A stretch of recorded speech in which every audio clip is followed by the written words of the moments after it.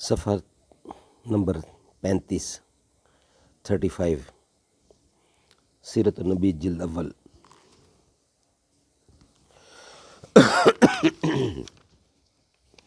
اردو زبان میں سرور عالم صلی اللہ علیہ وآلہ وسلم کی سیرت پر جامع ترین کتاب سیرت النبی صلی اللہ علیہ وآلہ وسلم، علامہ شبلی نعمانی رحمۃ اللہ، علامہ سید سلیمان ندوی رحمۃ اللہ، جلد اول۔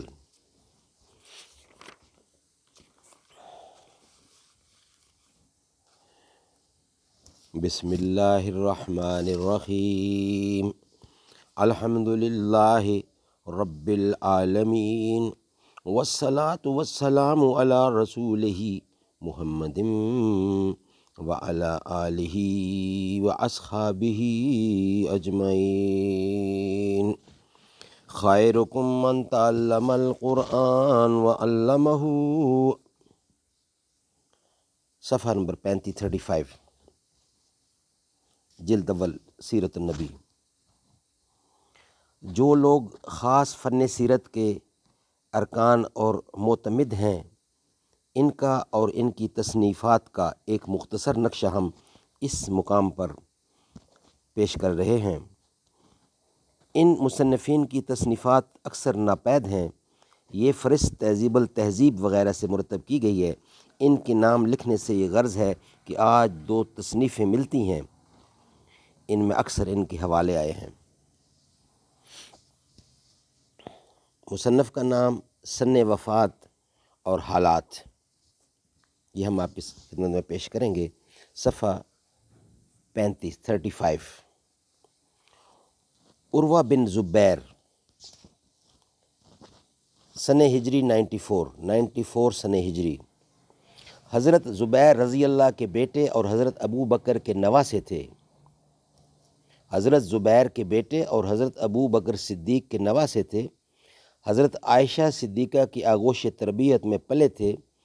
سیرت میں مغازی میں کثرت سے ان کی روایتیں ہیں۔ ذہبی نے تذکرہ الحفاظ میں ان کے متعلق لکھا ہے، کان عالماً بالسیرت۔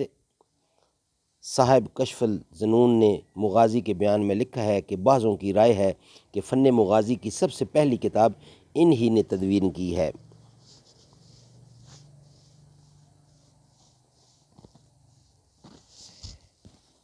شعبی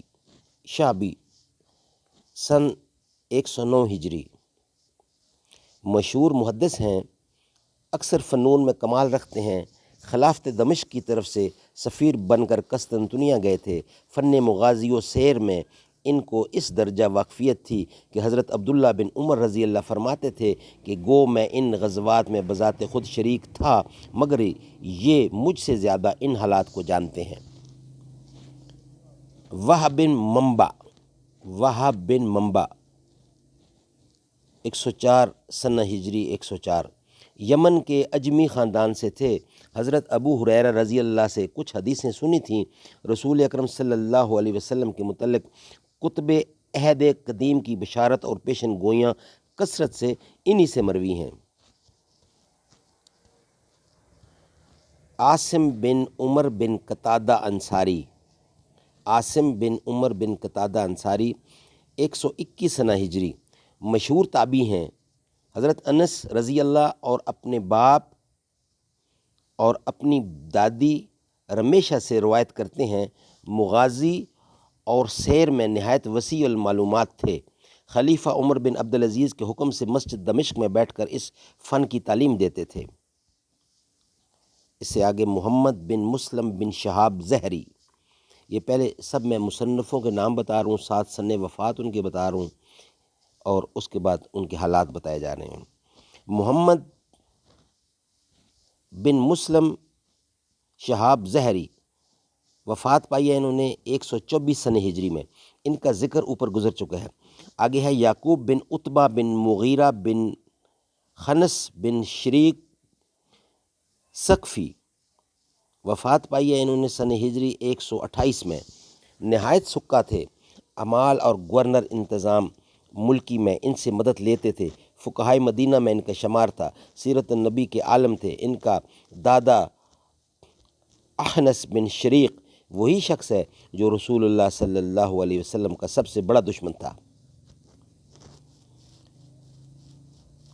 اخنس بن شریق وہی شخص ہے جو حضور کا سب سے بڑا دشمن تھا۔